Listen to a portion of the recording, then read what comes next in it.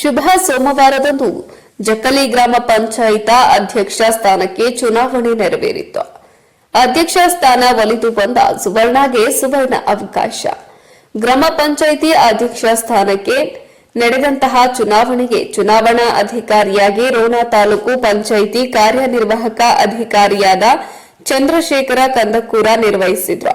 ನಮ್ಮ NKS TV ವಾಹಿನಿಯೊಂದಿಗೆ ಮಾತನಾಡಿದ ಅವರು, ಒಟ್ಟು ಈ ಗ್ರಾಮ ಪಂಚಾಯಿತಿಯಲ್ಲಿ 13 ಜನ ಸದಸ್ಯರ ಬೆಂಬಲ ಹೊಂದಿದ್ದು, ಸುವರ್ಣ ಮುತ್ತಪ್ಪ ತಳವಾರ ರವರಿಗೆ 8 ಮತ ಹಾಗೂ ಗಂಗವ್ವ ಜಂಗಣ್ಣರವರಿಗೆ 4 ಮತಗಳು ಬಂದಿದ್ದು, 1 ಮತವನ್ನು ತಿರಸ್ಕೃತ ಮತವೆಂದು ರದ್ದು ಮಾಡಲಾಯಿತು.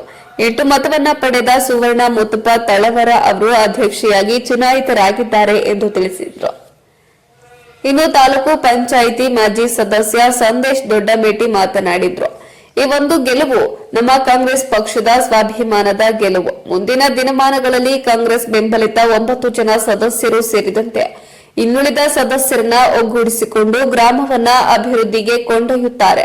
ನೂತನವಾಗಿ ಅಧ್ಯಕ್ಷೆ ಸ್ಥಾನಕ್ಕೆ ಆಯ್ಕೆಯಾಗಿರುವ ಸುವರ್ಣ ತಳವಾರರವರಿಗೆ ಕಾಂಗ್ರೆಸ್ ಪಕ್ಷದ ಪರವಾಗಿ ಅಭಿನಂದನೆಯನ್ನ ತಿಳಿಸಿದ್ರು.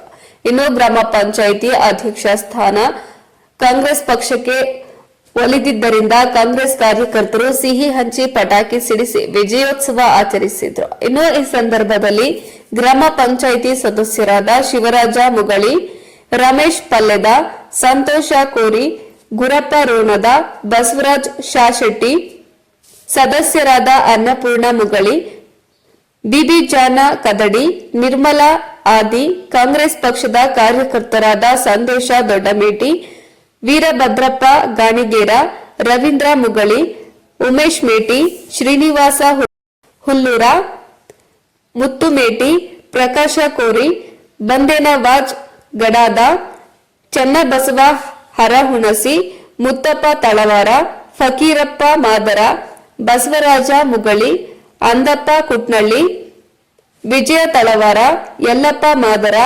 ಮಾಬೂಸಾಬ ನದಾಫ್, ರಾಜಸಾಬ ಜಿಡ್ಡಿಮನಿ ಸೇರಿದಂತೆ ಇನ್ನೂ ಅನೇಕರು ಈ ಸಂದರ್ಭದಲ್ಲಿ ಉಪಸ್ಥಿತರಿದ್ದರು. ವರದಿ ರುದ್ರಪ್ಪ ಹೆಬ್ಬಳ್ಳಿ, ರೋಣ. 8 ಮತಗಳು ಬಂದವ.